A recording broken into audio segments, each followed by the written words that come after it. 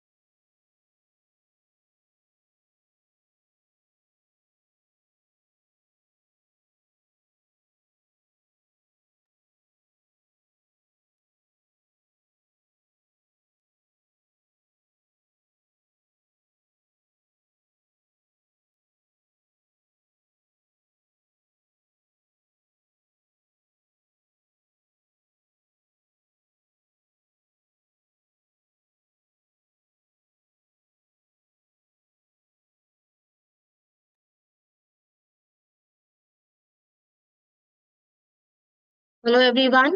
Good afternoon. We'll start in 2 minutes. Like we are waiting for our other speaker. One expert speaker has been joined, and we are waiting for other. So we'll be starting in 2 or 3 minutes.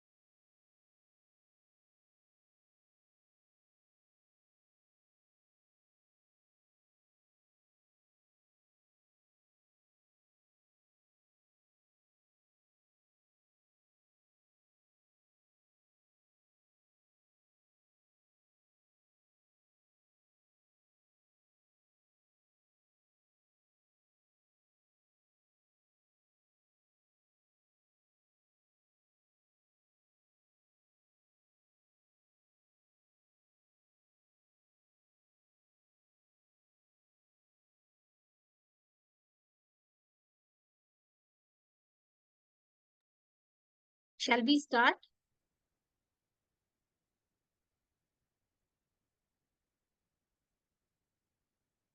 Achint? Okay.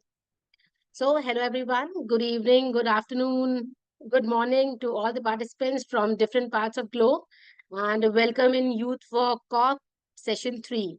And I'm delighted to announce that we have completed successfully 2 sessions of Youth for COP, and your commitment and sincerity shown by all the participants are truly commendable. So, as this program has reached South Asia and beyond, we emphasize We empathize with our participants from Bangladesh specifically. We understand the challenges Bangladesh is facing, and we pray for a swift recovery for a better conditions. Without further ado, uh, let me introduce our guest speaker. First, we have Ms. Ritu Bharadwaj. She is Director of Climate Resilience, Finance and Loss and Damage at International Institute of Environment and Development, that is IIED. She has over 18 years of experience in senior policy development, research and management across government funding agencies and international NGOs. She has also worked extensively on social protection, climate resilience, forest and watershed management, resource conservation, livelihood, and gender issues. So, the floor is yours, Ms. Ritu. Over to you. Thank you so much, Sakshi, for that introduction. But I'm really pleased, when I got this invite, I was in this week-long conference, which many of you may be aware. It is Finance for Development. And, these days you can't talk about development without talking about climate change because it's very much a mainstream issue. And I'll be discussing more about it as I proceed with my presentation. But I would commend all of you because we, like in the space of my work, my own domain of work, we feel that youth especially has a very, very critical role to play because one, their outreach, two, they are the ones that are going to suffer the greatest impact. So a lot of solutions and the policy discourse that we are like that, that's really happening both at the local, national, as well as international level really needs to integrate the voices, the concerns, the solutions that the youth are really and we should not underestimate, even though youth is, many people can brush aside and say that you do not have experience, but probably they have the most lived experience because, as they grew up in this generation, all they have faced is different types and different manifestations of climatic impact. So with that, and so congratulations to everyone who has been part of this initiative, and if there's anything I can do in future to support this initiative, I'll be really happy to do that. So I had a long list of topics that were shared with me by the organizers. And so I was thinking, what can I present and what should I focus on? See, there are a lot of things that you will see that you will find online. And I know today's youth, they do know how to use the resources that are available in public domain. And especially when it comes to the history of loss and damage, what is Warsaw International Mechanism, how it has evolved, I think you'll find plenty of material, a very succinct material that you can go through. And if you don't find it, let me know. I'll pass it on. You'll hardly take 15-20 minutes to go over it. In my presentation, I thought I'll cover those issues that you really don't come to know. And it is really critical that you understand those issues so that when you go and participate in some of these discussions, either at your own local level or national level or even international level, because we do see a lot of youth participating in COP, and I feel that they should come armed with a lot more evidence to shape and demand for what should really be happening. Because what decisions are being taken now will have a profound impact on their future. So with that, I'll just start off with this particular slide. And this is why is it urgent to address now and what is really loss and damage. So basically, and again, I will say that loss and damage, because there was one of the topic within the list of things that I was asked to cover was how has loss and damage evolved from adaptation? How has loss and damage really evolved? And is it, so I almost felt that there's a bit of lack of understanding here. Because see, like in 1990s, when this whole UNFCCC mechanism was even conceived, the first issue that was brought to table by the AOSIS, the Alliance for Small Island Developing States. And when I say small island developing states, there's a different definition. So please do raise your hand or put in a question if you don't understand certain terminology that I use in the course of my presentation. So Basically, that was the time when UNFCCC mechanism was just being conceived, that they demanded for compensatory justice. They said that because of the sea level rise, our islands are going underwater. We are facing existential threat, and therefore we should be compensated. So it is back almost 30 years back is when the first, even before we started discussing about adaptation, earlier it was just mitigation and loss and damage, which was put on the table. But because there was a compensation involved, compensatory justice involved, or reparation involved, it became a very sticky issue, a very, very controversial issue right from the beginning.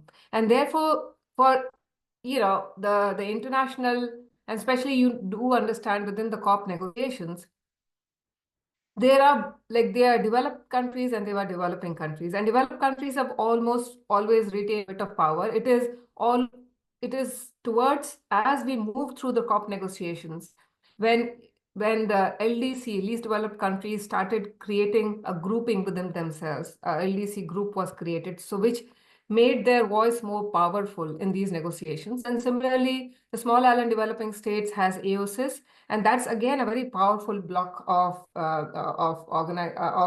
countries which have a very powerful voice in the negotiation. So I just wanted to clarify that it's not that loss and damage is only now emerged in the negotiation. It has always been right from the inception, even before adaptation discussions started taking shape. Loss and damage had been there, but there have been important pivotal moments, especially the creation of I am getting a message that I have unstable connection. So if you're not able to hear me properly, please do let me know.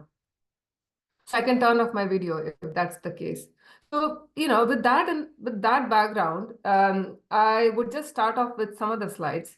Now, of course, all of you must have experienced that, and at least in your lifetime, you must have experienced that when you were children, or your parents or your grandparents would say that it, like, these extremes were not there. Many of you might be from South Asia, like unprecedented extreme of flooding. I was in Ethiopia last week or this week, and there was a massive landslide. Over 250 people died. And when Pakistan floods occurred, they said one third of the country was underwater. So these are like events of biblical proportion. Like, people had never witnessed that kind of event before in their life. So they are called unprecedented extremes. Then there are also things like, for example, and I do need to explain this to you, what are the climate impacts exceeding adaptive capacity? So, for example, sea level rise. What can you do about sea level rise? Nothing. Only option that you have when sea level starts rising is when, like, to leave your houses and move to higher ground. And there are many countries, like especially I work a lot with the small island developing states. There are many countries which will be completely annihilated, completely gone underwater. So some of those island nations, they're buying land in other countries in order to uh, like resettle the communities there, which means it is purely beyond their adaptive capacity. They can no longer stay there. They can no longer survive there. The third is like something around, like, and it's not just in the case of sea level rise, because that's kind of typical example people give. Salination, like in Bangladesh, there are a lot of places where you must have heard that there's cyclones which keep coming more frequently. So I remember when I was growing up in India, cyclones would be like once in 2 years, 3 years, Bay of Bengal, and that would be a big thing. Now we have 2 to 3 cyclones in 1 year. So clearly the frequency is increasing. But also when these cyclones occur, so they bring the flood water, the seawater, and the flooding happens. And when the flood water recedes, because that's saline water, the flood water recedes, but the salt, the salinity remains in the land, which means you can't grow agricultural crop on those land anymore. And what is happening in many, like last year when I was in Bangladesh, some of the coastal areas, that salt water, when the rainfall happens, the normal rainfall happens, that salt percolates into the groundwater. So what's happening is many of the groundwater, the tube wells, they all become salinated. So you can't get clear, clean water anymore. So the women, children, they've all started drinking saline water, and that is causing a huge amount of health impacts. And the third is around, like, so that's the impact that you cannot prevent either by adaptation or mitigation, because, it is already there. And, typical examples of what kind of events really cause loss and damage are events of extreme magnitude, high extremes, increased frequency. So either, even though the impacts, like the extreme might be low, but the frequency is has increased. So you hardly recover from one event, and then you're pushed into another, then you're pushed into another, so it's like a layering of disasters. And then there are many locations which used to experience flood, they are now experiencing drought for the first time. Or, you must have heard most recently the flooding in Dubai.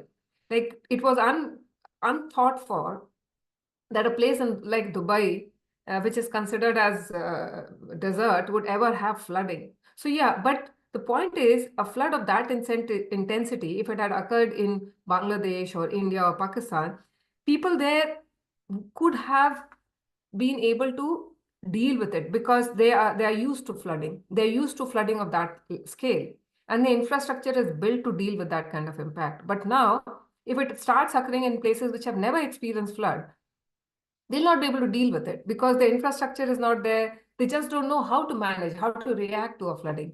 And then also different timings. You must have heard that the monsoon has occurred much before, or monsoon has got delayed, which means that if the sowing time, especially in agriculture, gets delayed, and the water, like they're sowing and the water does not come in the right time, the crop gets damaged or destroyed.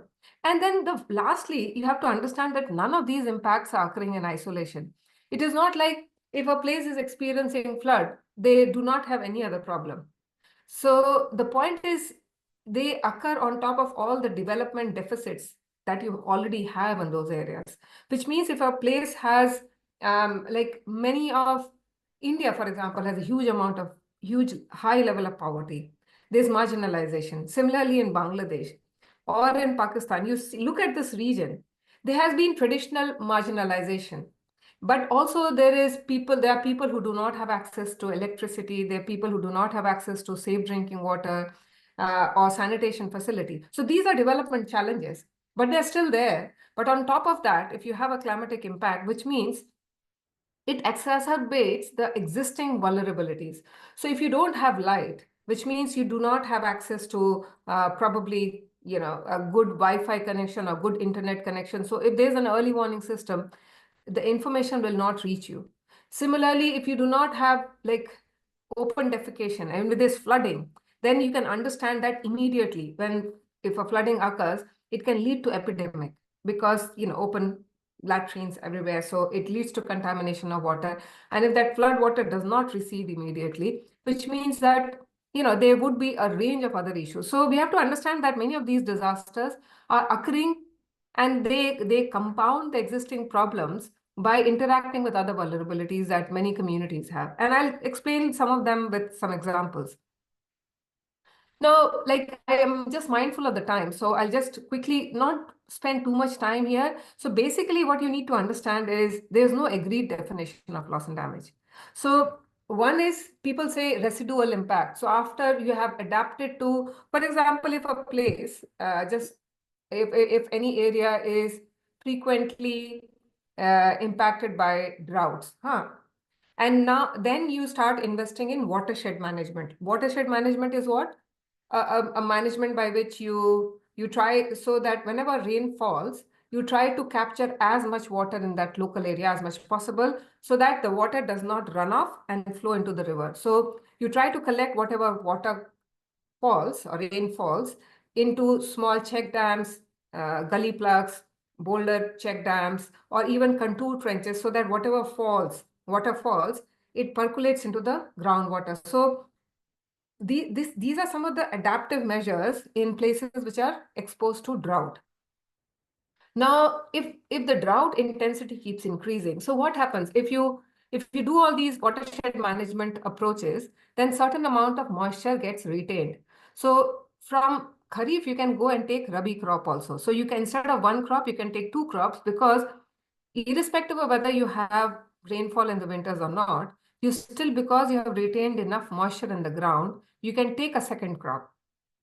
But what if the intensity and the frequency of drought increases, which means that even if you have saved some amount of water, or you have created some amount of retained some moisture, or groundwater has increased, it would still not be sufficient to help people tide over drinking water crisis in the next season. And that leads to some residual impact. So maybe they have enough drinking water, but their crops would still get damaged. They'll not have enough. So that's residual impact. Then also, like sometimes what happens is, even if you know a place, like same example of drought, even if you know that watershed management, a proper watershed management in this area can really help in drought proofing, like zero drought in those areas. But problem occurs that many of the least developed countries or developing countries do not have the resources, wherewithal, because as it is, they are dealing with their development challenges. And on top of that, they are now faced with climate impact, which means they do not have adequate resources. So sometimes the adaptation measures do not get optimally implemented because the government or the people lack resources. So, but that also leads to loss and damage. So, like why I'm saying, and there are some which are just cannot be avoided, like sea level rise, salination. These are the things that, there is no way you can adapt to. So you have to leave that place, move to another area. So when we try to, although there's no loss and like no definition of loss and damage, one of the way in which you can understand, and some of the scholars have explained it, is avoided, like things that you can avoid. Like, for example, avoid the loss and damage to a drought-like situation by implementing watershed measures. Then you have unavoided, like it could have been avoided, but because you did not implement adaptation measures appropriately, it led to loss and damage. And then unavoidable is the one, for example, the sea level rise, salination, all of those things, no matter what you can do, what you do through mitigation adaptation, you cannot, that loss and damage would definitely occur. Now, you might want to understand why loss and damage, why loss and damage, why not just loss, or why not just damages? So there are two ways. One is losses, which is completely lost, like loss of life, loss of habitat, or like freshwater sources. There are so many places where they're saying there used to be a river, but the river is not there anymore because it's completely dried up. Then a lot of people lose life. And can you get a life back? No, it's irreparable, complete loss. Whereas damages is something, for example, if a cyclone occurs and your seawall is damaged, or some of your infrastructure gets damaged, or your houses get damaged. Now, that's also a damage, but it can be repaired. It is still there, and if you get resources, you can repair, you can make it better for future. Then you have, like, loss and damage occurs because of two types. One is rapid onset or extreme weather events like cyclone, hurricanes, heavy precipitation, all of those. I'm not going to read out everything. And slow onset events. For example, sea level rise, ocean acidification, glacial retreat. This is a huge issue, huge controversial issue. Desertification, salination, loss of biodiversity. These are slow onset events that are occurring, but both of them are equally damaging. It's not like, sometimes we tend to say, oh, the damage after a cyclone or hurricane seems like too much to the eye, whereas slow onset events cause equal amount of disruption and loss to people. It's just that, it doesn't meet the eye as much as it should. Then loss and damage is also economic in nature as well as non-economic in nature. For example, like if you lose your house, your crop is damaged, or your infrastructure is damaged, you typically tend to value them. Like, a crop lost, that if that crop had grown, that was the level of income you could have earned by selling that crop. Or a house gets damaged, the value of that property. So you can easily work out that this is the economic loss that I suffered, loss or damage I suffered because of the climatic impact. But they're non-economic loss and damage, and I'll explain it with some examples, which can be, for example, mental health impact. And a lot of youth I'm hearing are suffering from climate anxiety. Like, what would happen to their future? Like, is my life always going to be like this? So, and also loss of cultural heritage. A lot of people are getting displaced. So that social cohesion or the sense of security they had is completely degrading right now. And non-economic loss and damage can be in these forms. For example, ecosystem services, like if the forest biodiversity is lost, what it happens, displacement, life, social cohesion, loss of territory, and so on. Then also loss and damage is not something that is occurring like right now, you assess and you say, oh, loss and damage has occurred now. It is something which has occurred in the past. It is currently occurring, but will continue to happen in the future. Again, I'll explain it with the help of some examples. Now, the point is, like when you talk about loss and damage, it is not something which you like it, yeah, oh, loss and damage, it is beyond limits of adaptation. You can do nothing about it. So let's just sit hand in hand and do nothing about it.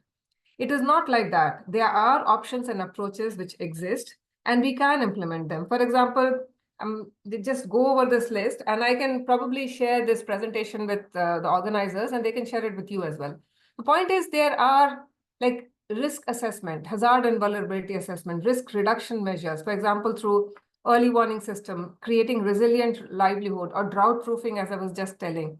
Risk transfer, for example, insurance. So if the crop that gets damaged because of a flood or hail or storm, then if your crop is insured, then you can get compensated for that loss. So like there are a lot of other measures which are available, like risk retention, risk response, recovery, rehabilitation. And sometimes it can be implemented in isolation, but it can be combined and then those solutions can be worked out.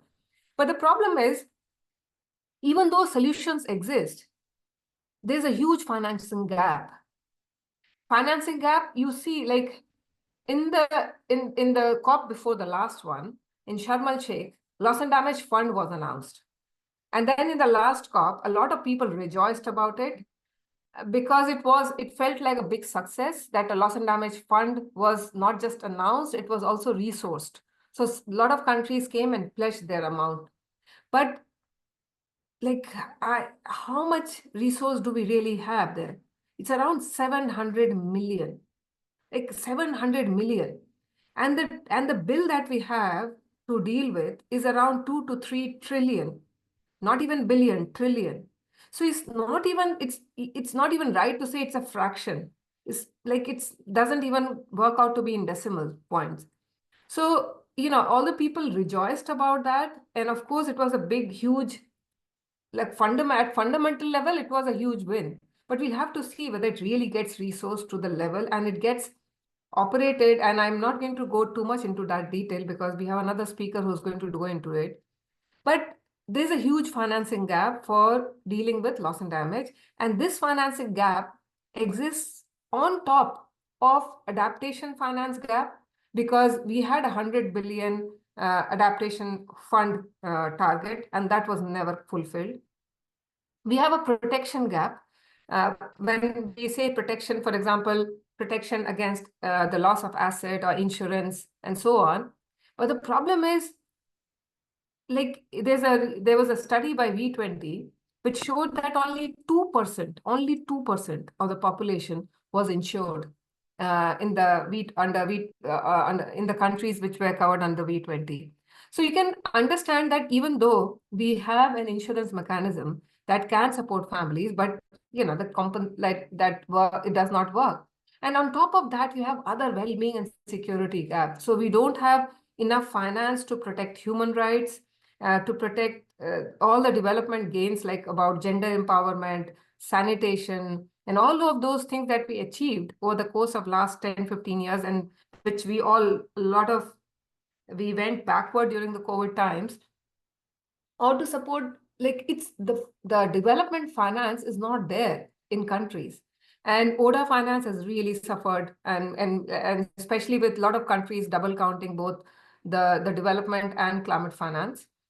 So, and also when we talk about climate tackling loss and damage, it is not straightforward. One, because many of these impacts are occurring because of unprecedented nature. So a lot of governments and even community have never experienced impact of that scale. So they really don't know how to deal with that.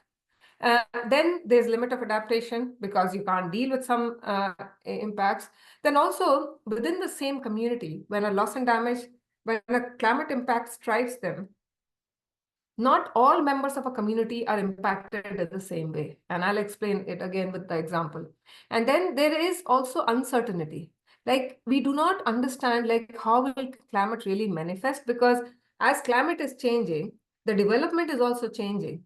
And there are other factors which are working alongside too. So does it mean that we don't deal with it? The point is, yes, we do need to deal with it, but we have to acknowledge that loss and damage requires a very contextual. You can't have one size fits all approach. You can't come out with a solution on the top and say, okay, let's scale this up. That cannot happen.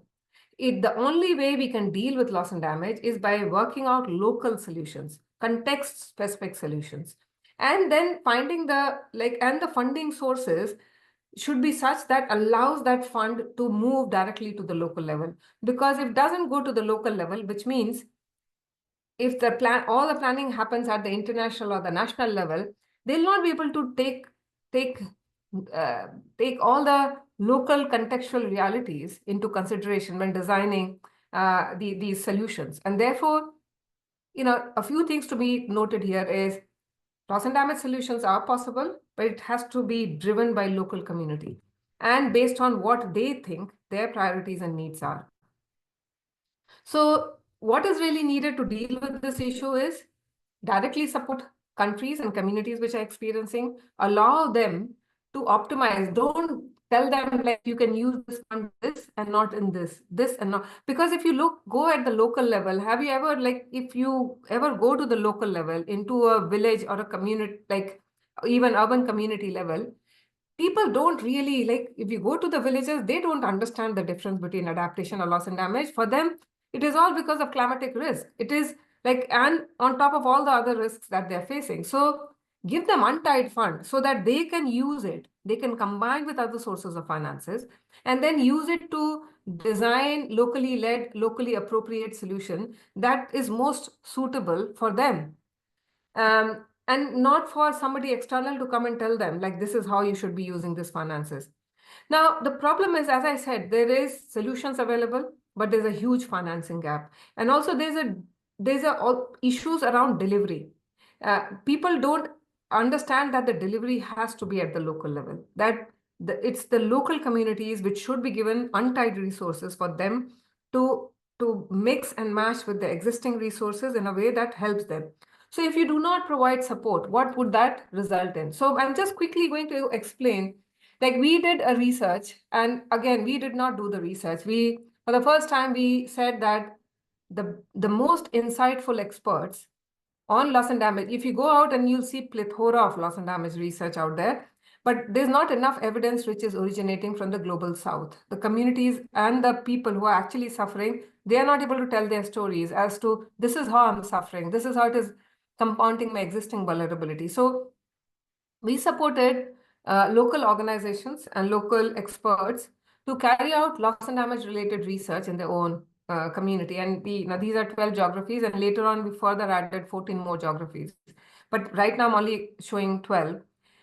What came out was like displacement and distress migration was the most common. Like you see all these geographies that I've listed, they cover South Asia, Africa, Pacific, Caribbean, all of those areas. And they cover both slow onset as well as rapid onset event area. So irrespective of the geographies and irrespective of the type of climatic impact they were facing, one thing was common, and that was forced displacement and distress migration. It occurred in all those 12 areas. And then the point which came out was when they were not being supported, when they were undertaking these distress migration or displacement, they were becoming victims of modern slavery and human trafficking. And the other impact that we saw was they were also becoming vulnerable to physical health, mental health, and well-being issues.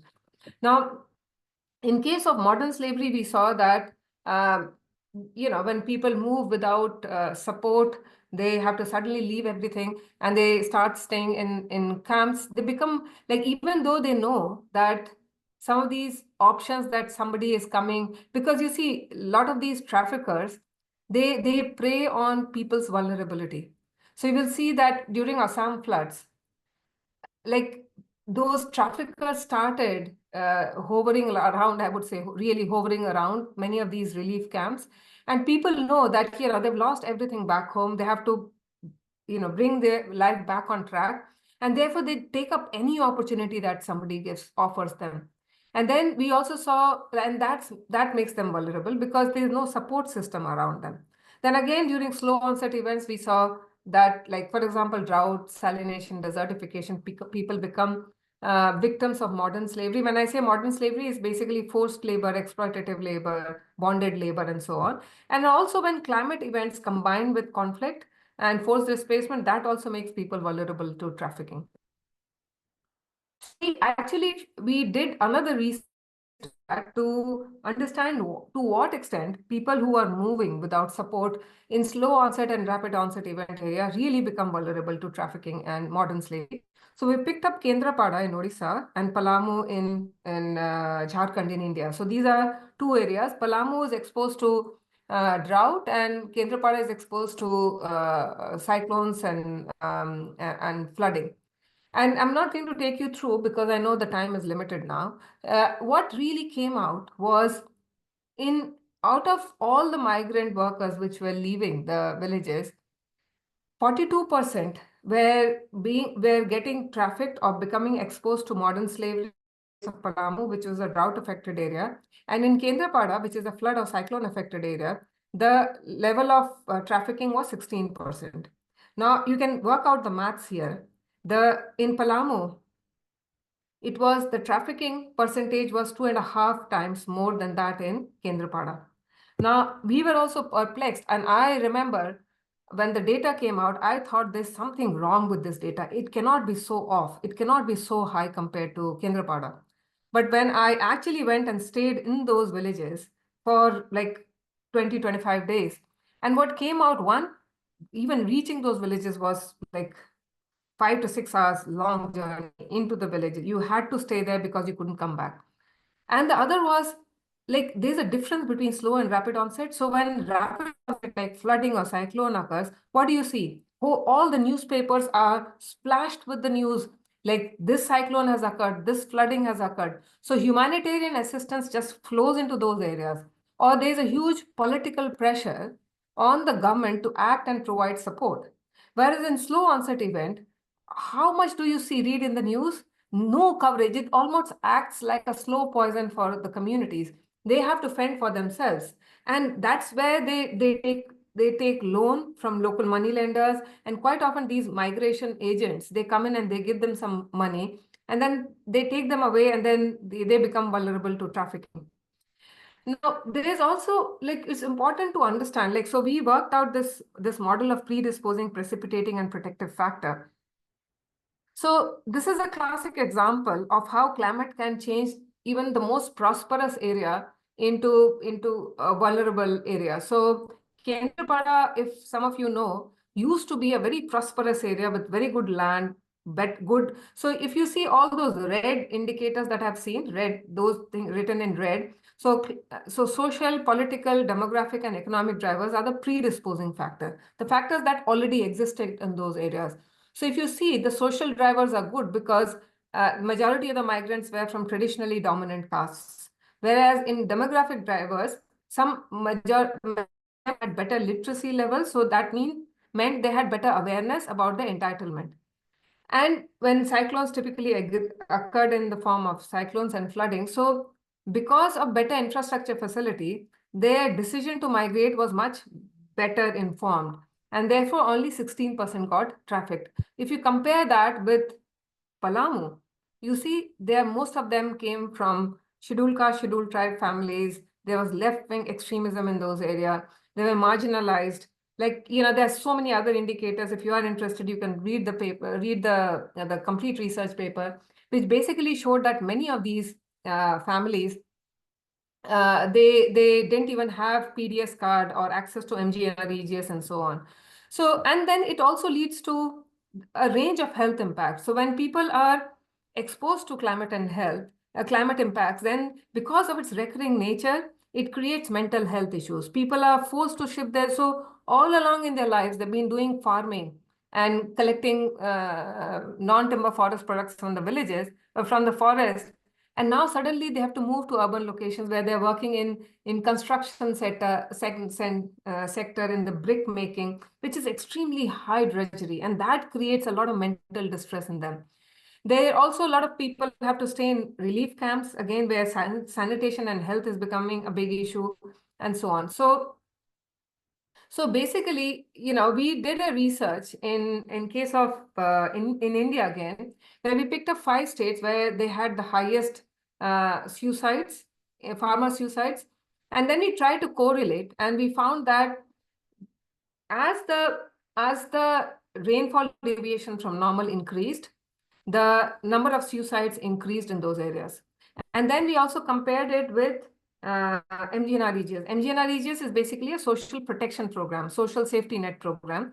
So in places where the rainfall deviation from normal was higher, but where they had social protection cover, there the suicides was less compared to places where rainfall deviation was high, but the social protection program was not there.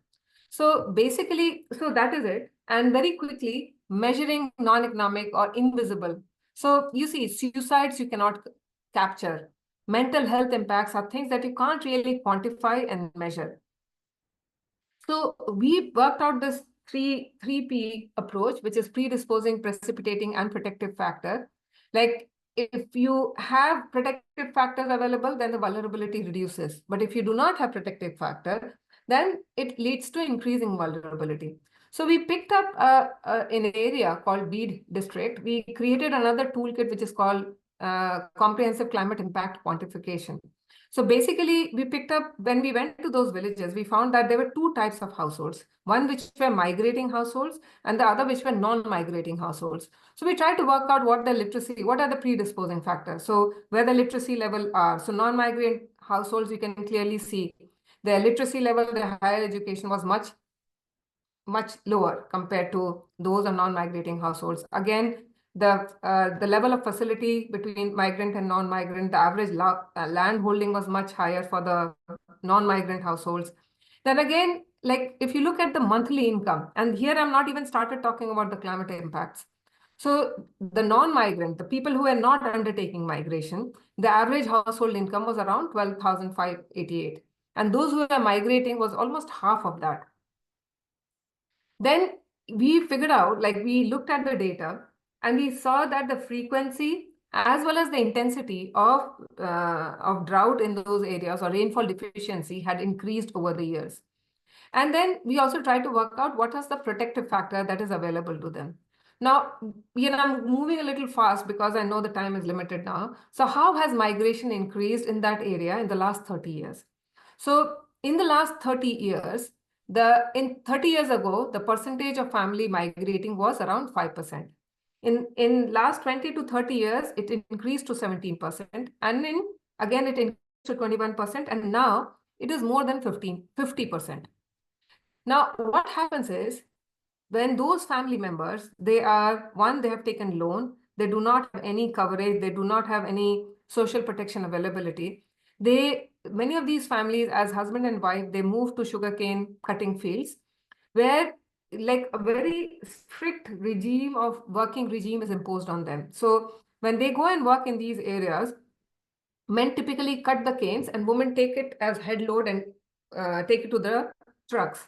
Now, because many of these sugarcane fields do not have toilet facility, and because women, they're carrying such huge head load on their heads, their menstrual cycle gets prolonged, and they do not have any other toilet facility around them. So women typically take toilet breaks in order to find some privacy around some of these issues. And every time they take a toilet break, they suffer, like the mukaddams, the local middlemen who appoint them in these sugarcane field, they cut their wages. Now, in order to protect themselves, or in order to avoid those penalties on wage, they undertake hysterectomy. And what we really figure, and And for us, it was really distressing, not for us, even the team members who went and did the field survey. Like women as young as 22, 23 are undergoing hysterectomies, which means they like if it could help women get rid of periods, that was one thing. But the problem is the moment they undertook hysterectomy, they had a whole lot of other issues because it meant that they started facing the same issues as a 50-year-old woman who might be undertaking going through menopause. So their joints started paining, they underwent hormonal changes and a whole lot of other issues. So in a way, you can say that, undertaking house hysterectomy linked to climate impacts. But yes, it is because the underlying driver is climatic impact. So we had to figure out how do you really quantify those impacts. So we developed this toolkit which looked at the tangible, intangible, functional, intrinsic value, spatial, temporality. And then, I'm not going to take you through all of this, but basically, this is how we try to capture the impact of some of those. Like we worked out what were the intangible functional loss and damage index, for example, human rights index, the forced labor index, the gynecological index. And what working out, creating some of those indexes, what it helped us was to come out with the actual value of some of those impacts. So for example, like this is the age at which the hysterectomy was performed.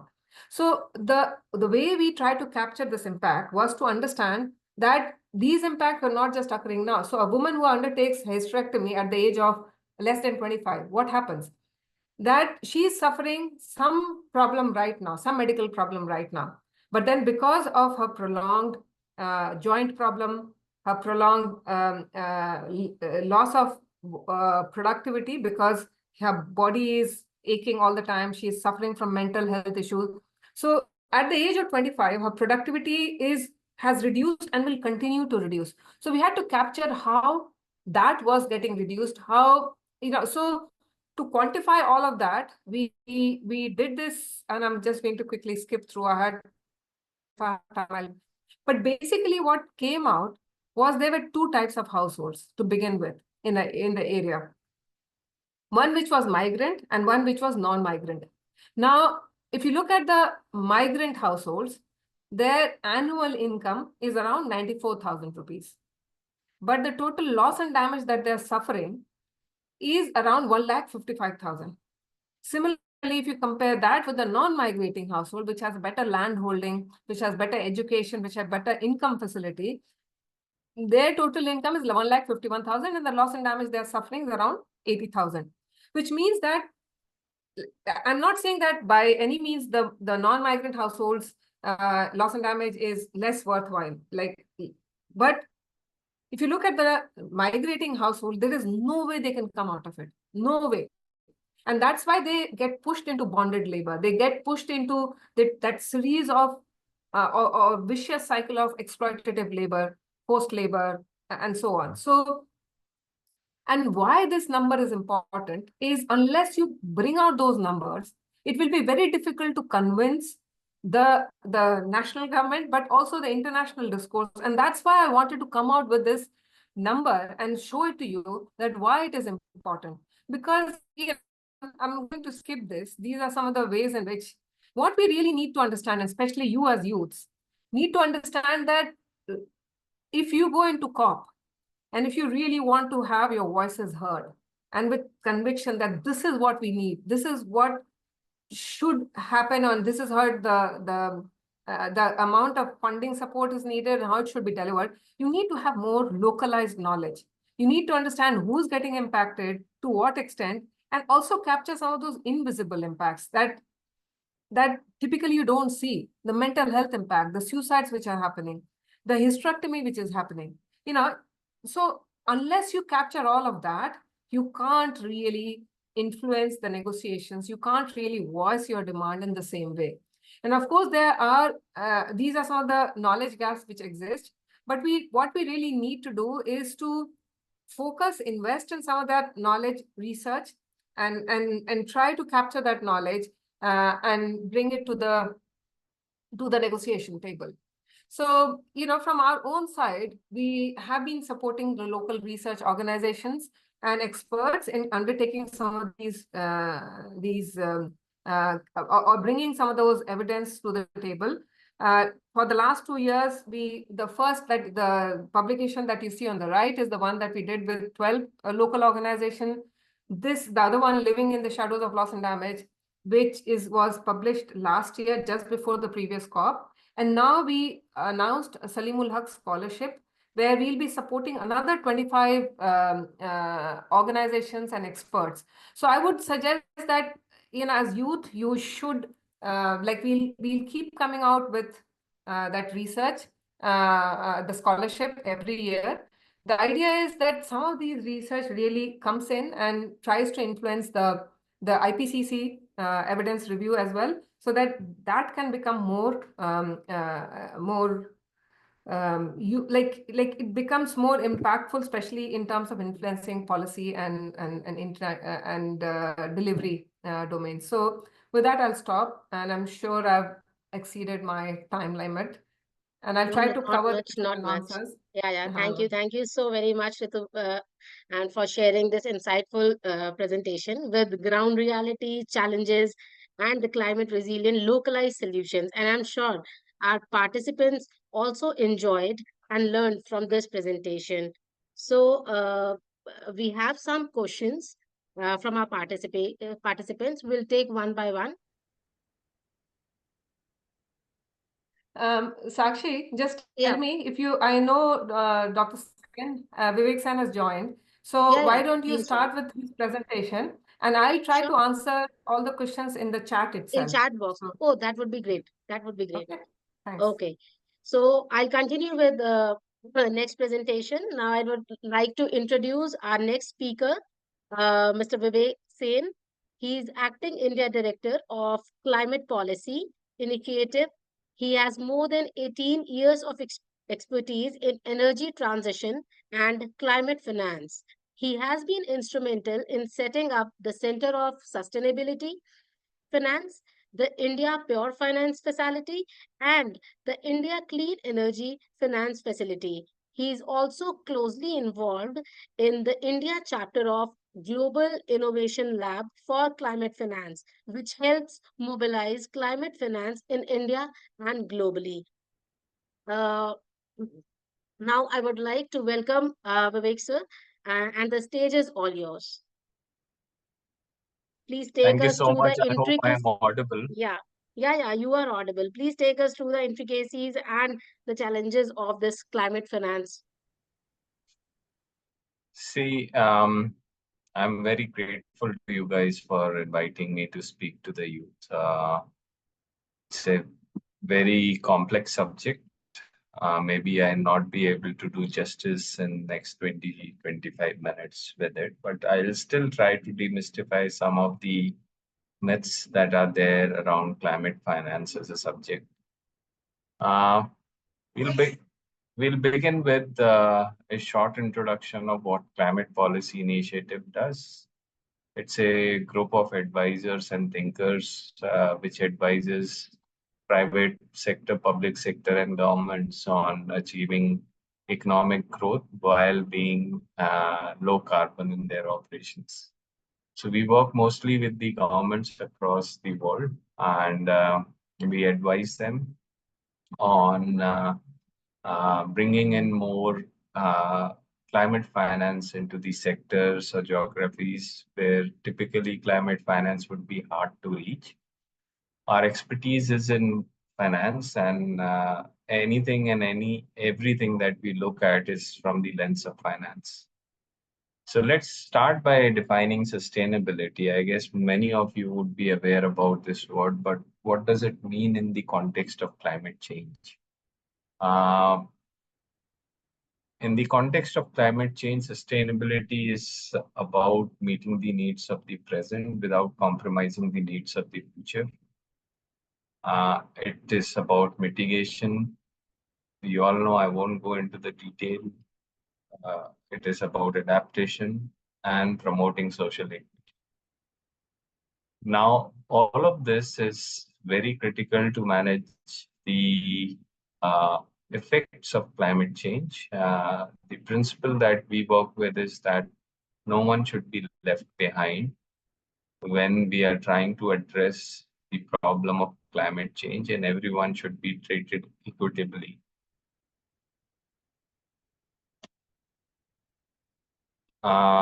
This is a slide you might have already seen, and this is a very common slide. Climate features at the 13th position when it comes to sustainable development goals. And it is very critical because when you were hearing Ritu also pointed out that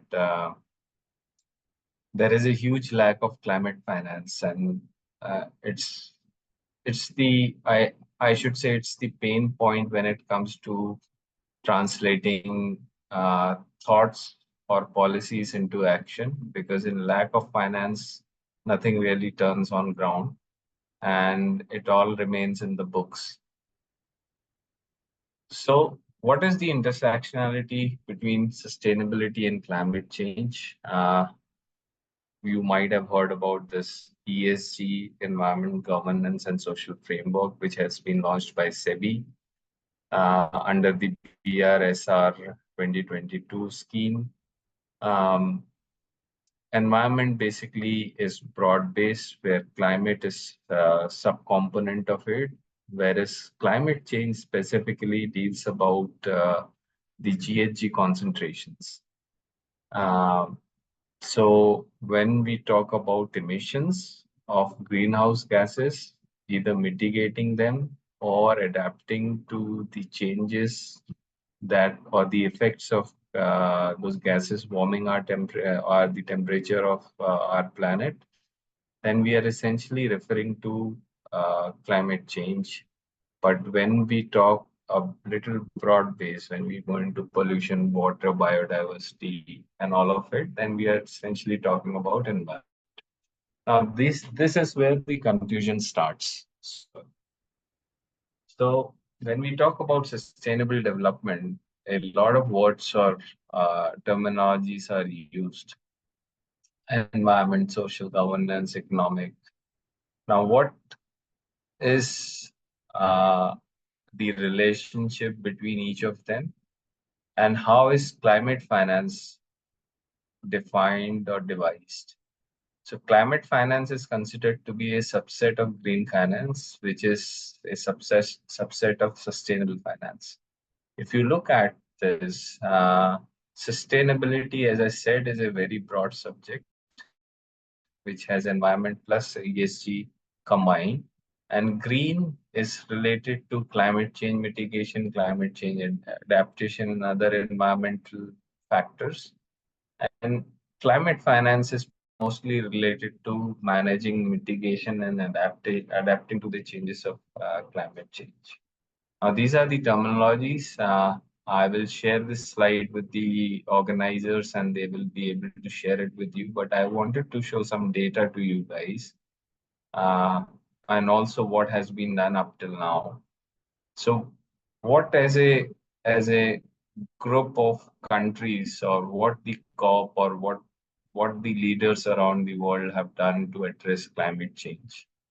There was a Paris Agreement which reaffirmed that the global warming should be limited to well below 2 degrees, and all efforts should be directed to limit this increase to 1.5 degree as compared to pre-industrial levels.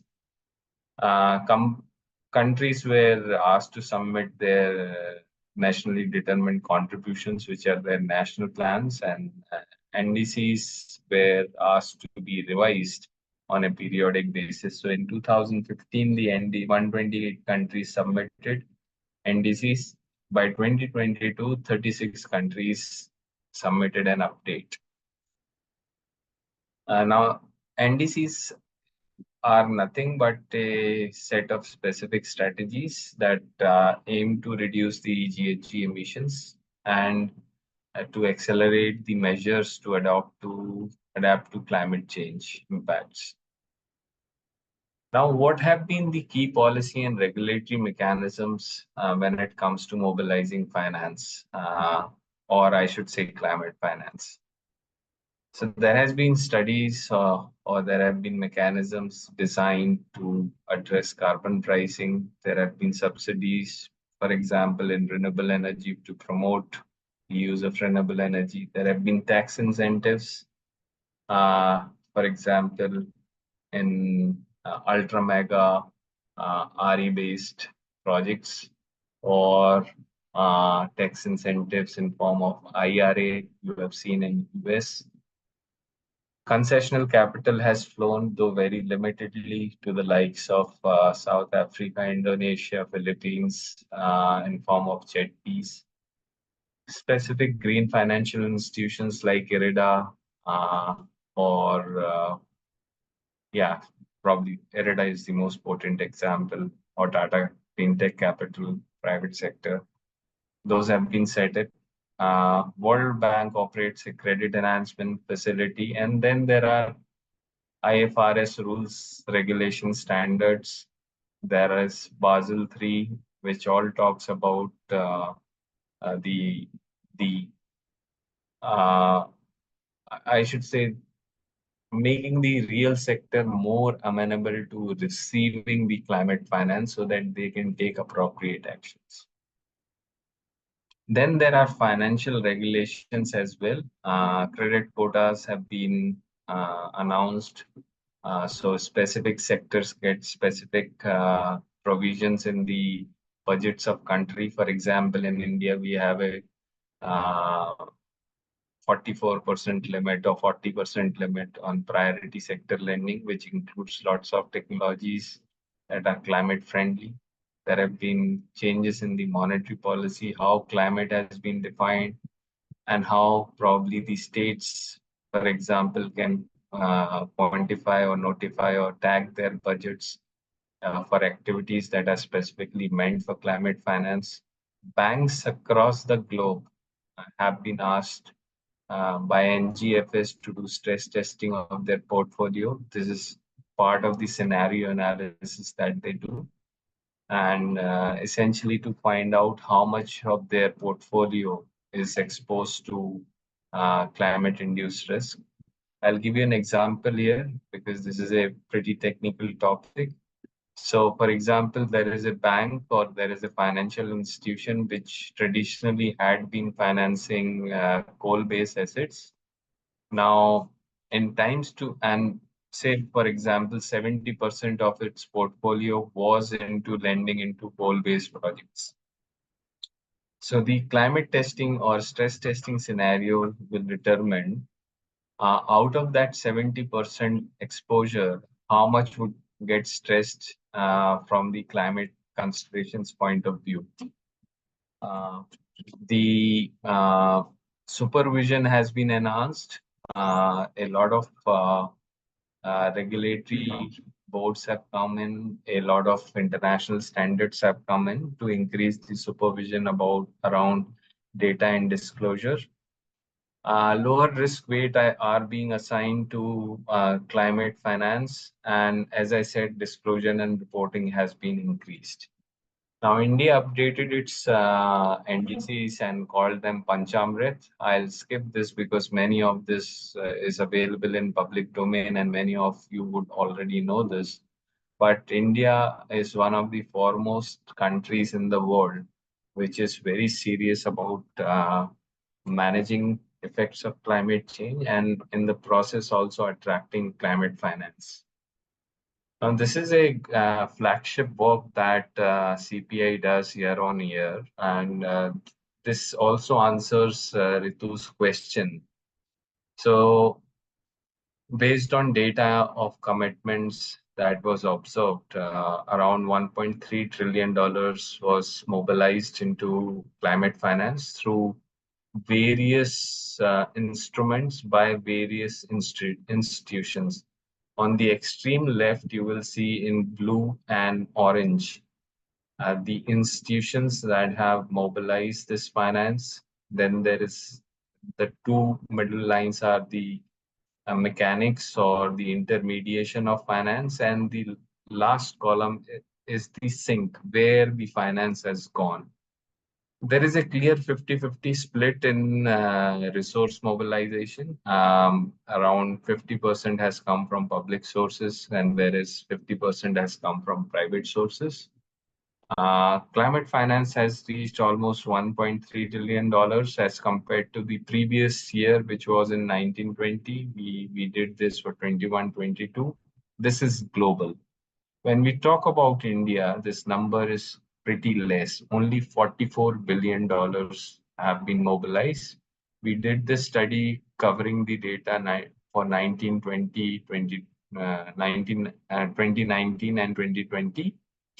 But we are currently in the process of updating this data sheet, and I believe the climate finance in India would have rose to, say, probably 80 or 90 billion dollars. So we are seeing huge shift in how climate finance is moving to India. Again, the same thing. Uh, mm, there are sources, then there is intermediation, which is through financial instruments or entities or institutions involved. And then there are sinks, which are sectors. Now, one remarkable thing about India is that more than 80% of the green finance has been mobilized by the public institutions, and private sector has played a very little role. Now, what is the scale of the problem? So we have achieved 1.3 trillion globally, which is huge and which is commendable, but we did it over a period of 10 years. But what are the requirements? The requirements are in the tune of 8 trillion on an average for us to achieve our climate goals. So there is a huge gap, 1.2 trillion compared to 8 trillion. Now, there are ways and means by which this gap can be filled, and I will talk about few things in relation to one of the most important stakeholders in this whole finance ecosystem. So when you hear about finance and when you hear about financing as such in general also, the first thing that comes to your mind is banks. Banks do all kinds of financing, right? And then there are allied financial institutions like NBFCs or DFIs or FIIs and all of those. Now, the thing is, when I spoke about that imagine a bank that is exposed 70% of its portfolio into thermal assets. That bank itself has been exposed to climate risk. Climate risk can be quantified into two parts. One is physical risk, which is the physical harm to the assets that have been created. And then there is transition risk, which mainly arises from the shift in policy, markets, technology, or consumer behavior that is observed. So the most important constituent of the financial ecosystem, which is bank, across the globe are experiencing these two type of risk. I'll skip this because this is just a differentiation between how do banks manage finance or climate-induced risk? So based on their minimum capital requirement, they manage their credit risk, market risk, and operational risk, which is the first pillar of their risk management, I should say, portfolio. Then there is supervisory review, which is essentially supervisory assessment of banks. As I said, banks have been asked to do scenario analysis and stress testing. And then the third pillar comes in form of market disclosures. You know, BRSR and IIS, International Standards Sustainability Board. They all ask for reporting to be done by banks about how much emissions they have financed. This is the pillar 3. Now, what is the role of the financial sector in adaptation and mitigation? One is clearly diverting flow from high carbon intensive operations or products or industries to low carbon intensive operations industries for that matter. I'll take a very simple example and a very complex example. Moving away from thermal to getting into coal is one way, or from moving away from thermal to getting into renewable energy is one way. The other way is, if we talk about steel industry, using hydrogen as a fuel in the steel industry can also reduce your GHG emissions, whereas typically or traditionally, coking coal is used to do the reduction of iron. So if both the things bank can finance, but banks can increasingly go ahead and finance the things which are more green, or the activities that are more green. Banks can then enter into risk sharing and protection mechanisms through insurance and other mechanisms.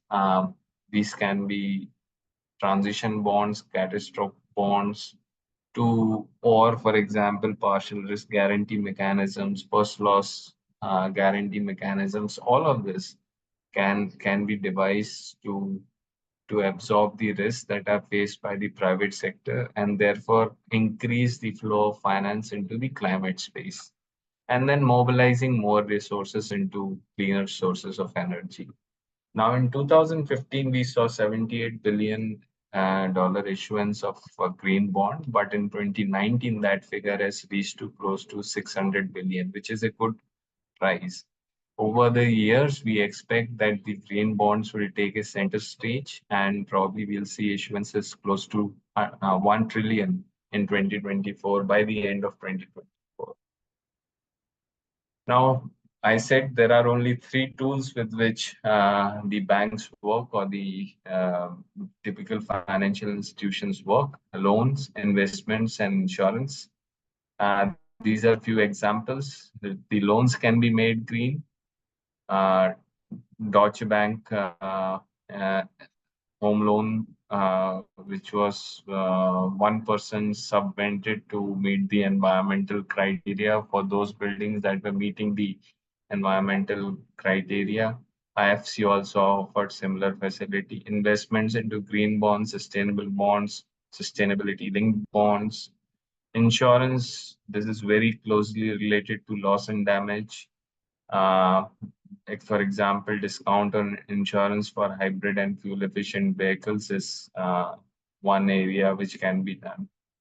Now, all this causes impact on financial markets. This is global. I spoke about physical risk, transition risk, and then there is reputational risk.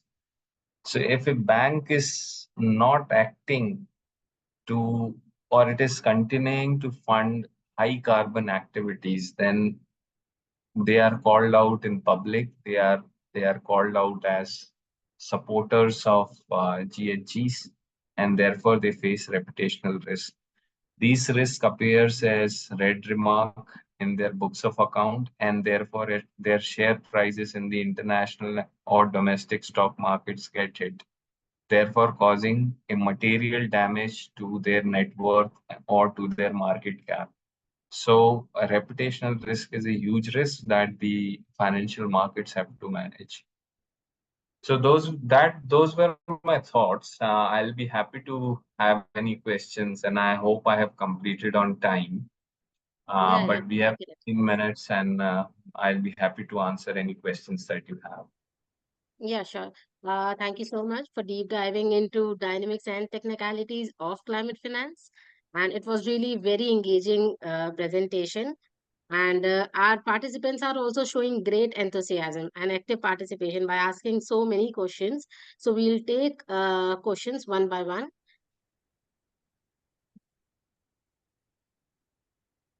Yeah. So I'll take one question from Abhijita Sarkar, which is very interesting given that 18% of the climate finance in 2019-2020 came from private sources as compared to 56% globally.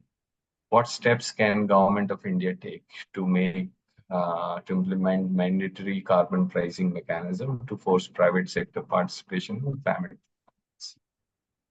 even if this risks short-term economic growth and job losses in carbon-intensive industries. So, three parts to this question. Yes, domestic carbon or domestic climate finance landscape is skewed towards government or public resources. But as we are doing the data this year, we have seen a remarkable or a considerable shift in that. A lot of private sector actors have come into this arena and have started financing. But answering your question, what government is already implementing a carbon market, right, which will create, in my view, a long-term pricing view for the carbon in India. And this will result companies to participate. This will mandate the companies to participate into carbon markets. Therefore, a lot of climate finance domestically from the private sector is expected into India itself. I don't think so. Climate finance in any way risks job or short-term growth. In fact, it is very much aligned with the national goals. For example, there are so many missions, whether in mobility, whether in industries, whether in battery, whether in renewables, whether in adaptation, which are closely linked to the availability of climate finance. And if and climate finance, for that matter, is not that risky as well, and it is priced almost equally or even less than the traditional finance or unclean finance, what you may call. I'll give you an example. You can get renewable energy project loans at a lesser rate as compared to thermal loans these days, uh, which is both common in across the globe, across. I think achieving our climate goals will not result in job losses so much so. It will result in displacement of job. So we are doing one study in Jharkhand wherein we have been trying to establish what if Jharkhand as a state, which is 96% economically dependent on coal to run its economy, transitions to transitions out of coal, basically. So the study is not out, but I'll give you the numbers. Around 1.5 lakh permanent jobs will get created if this energy transition happens in the state. And multiply by 4, around 6 lakh non-permanent jobs will be created in the state. And at the community level, multiply by 13, those amount of jobs which are non-contractual, non-regular kind of gig jobs will be created. So it's not that the energy transition always leads to loss of economic growth or loss of jobs. I hope I have answered. I'll keep on seeing if there are interesting questions. Okay, so what is your opinion on your European border tax adjustment mechanism? So it's not border tax adjustment mechanism, it's carbon border tax adjustment or CBAM. So what it does is it my opinion is a bit different from the regular opinions that you would see. What it does is it reverses the flow of climate finance from global north to global south, which should happen. In CBAM, what will happen? The climate finance will go from global south to global north. Why? Because adjusting to the requirements of the carbon border adjustment mechanism, we would require advanced technologies. Say, for example, cement making, aluminum making, steel making, which are mostly exporting industries for us, or fertilizing making industries, exporting industries, and these industries require latest technologies. Now, India won't be able to produce technology by itself over the next 1 or 2 or 5 years. So it will have to import the technology. These technologies are already available in the likes of Europe or European Union. And therefore, to some degree, CBAM will result in reversal of climate finance. But overall, it is a good mechanism. It is slated to bring in the carbon intensity of industrial operations lower. The Indian units, which are, or for that matter, units in the developing world or emerging economies, which are mostly export oriented, will have to reduce their emissions and therefore will have to modify their processes or their machinery, which will require a lot of financing to happen. And therefore, a lot of climate finance will also come in. Another question. I heard that green bonds are less favored by investors because of lower rates of return. Why is that case? See, it's not so much so that green bonds are less favored. If they were less favored, I showed you the data and it is available on Climate Bonds Initiative as well. See, from 2015 to 2019, the bond market has grown to almost $600 million or billion dollars. And as I was speaking, I said it is expected to be around $1 trillion in 2024. So the bond market is increasing, and green bonds are one of the most favored instruments when it comes to investing into green. Yes, there are risky technologies. When risky technologies are sort of financed through green bonds or sustainable bonds or sustainability linked bonds, there might be cases when the investors become less interested. But overall, there is, in fact, they actually offer better returns as compared to traditional corporate bonds. The stock market does not react positively when green bonds are issued. How, as I already answered this, what do you understand by carbon credit and air quality index, plastic free India? I think I spoke about carbon credit when I spoke about markets. I am not an air quality or plastic sector expert, so won't be able to answer this. Carbon markets and carbon pricing have faced backlash in the Western Hemisphere. So, how will it be received here? I don't think so. It has received any backlash in the Western Hemisphere. Uh, if you observe, the only continued carbon mechanism, mandated carbon mechanism, is the EU ETS, which is running from 2003, still running. So, what really has happened because of Kyoto mechanism coming to an end, except for EU ETS, the carbon prices have not been stabilized, and you have seen a lot of fluctuation. Carbon prices went during the CDM days up to $80 per ton, and then they came back to say $0.1 per ton. But EU ETS prices remained almost constant. It is still a favored mechanism in the northern western part of the globe. And I think by establishment of carbon markets in India, we will see a fair chance wherein long-term carbon pricing view emerges, and that will help industries to plan their operations and investments. What is your view on carbon content of public investments in India? I spoke about the exposures.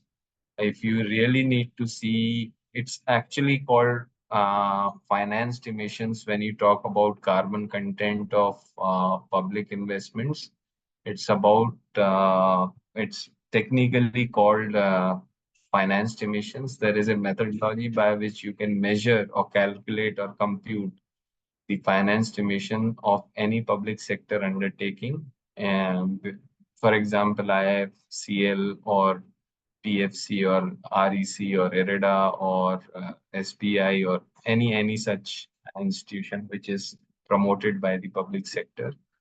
Uh, the thing is, CPI is currently developing an index called carbon rating, or which is in close discussions with SEBI, which will give a score for these such institutions on what is their emissions per dollar of their investment. This carbon rating, when comes into the market, will help the institution plan or do strategic planning around managing their carbon content or carbon exposure or financed emissions of their portfolio.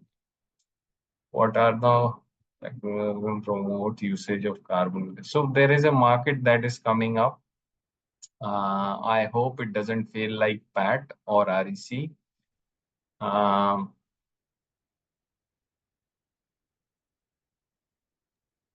In Paris Agreement, it was decided financial.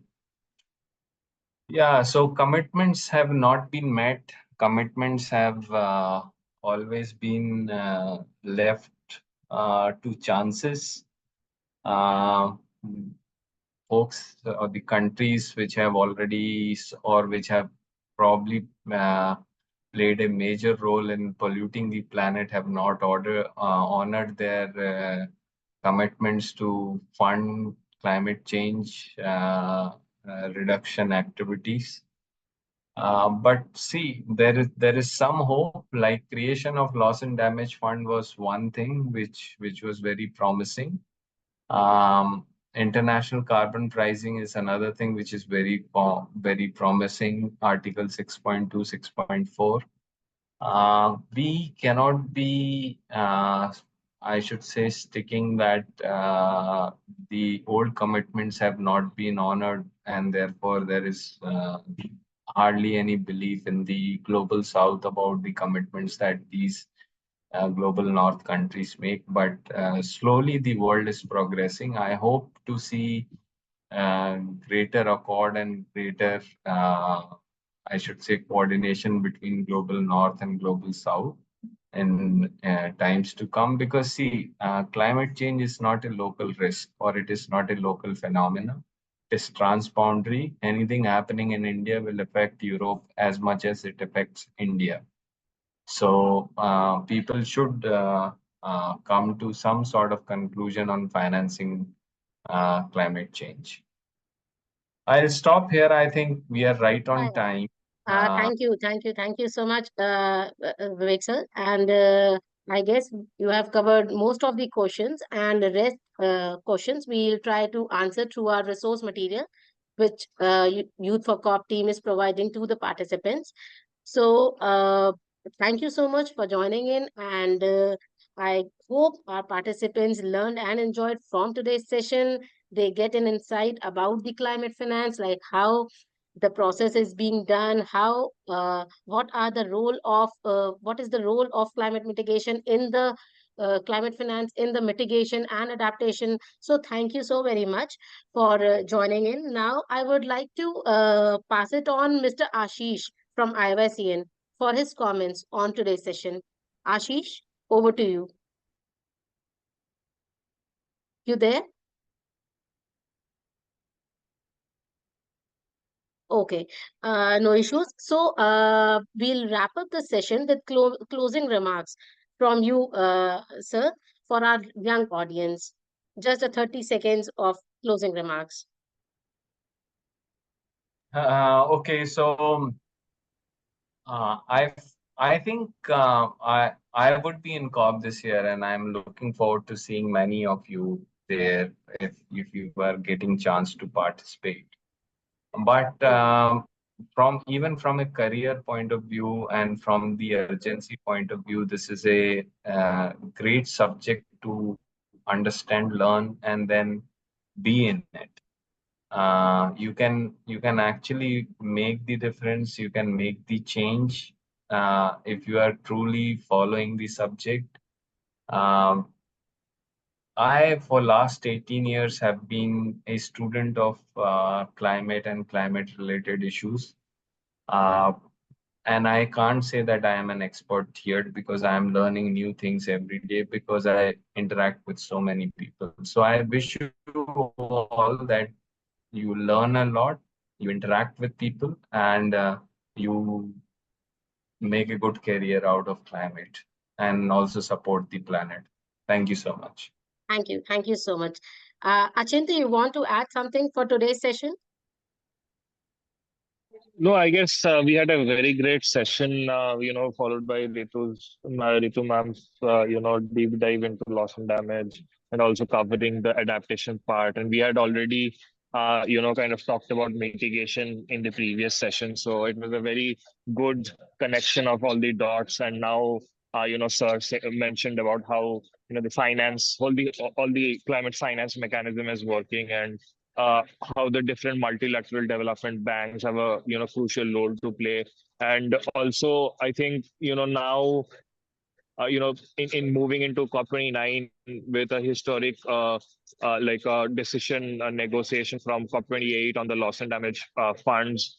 It's very crucial that we push the global north countries for mobilizing the finance, because also both the speakers kind of tried to mention that we just don't need finances in millions, but also in billions and trillions of dollars, because the amount of damage that we have created is much more grave, and we need to work and save the planet.